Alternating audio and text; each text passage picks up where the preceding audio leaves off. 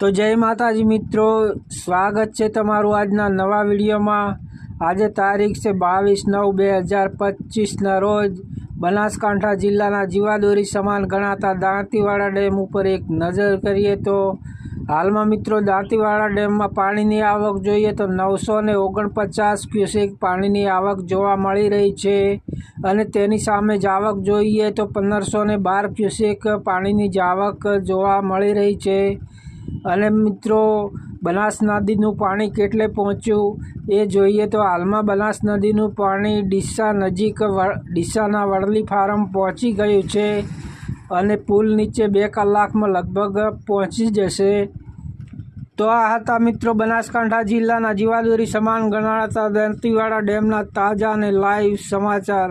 તમે જો મારી ચેનલ પર નવા હો તો સૌથી પહેલાં વિડીયોને લાઈક કરી દેજો, કોમેન્ટ કરી દેજો અને ચેનલને સબસ્ક્રાઈબ કરી લેજો, જેથી કરીને આવનારા નવા વિડીયો તમને જોવા મળતા રહે। તો જય માતાજી મિત્રો।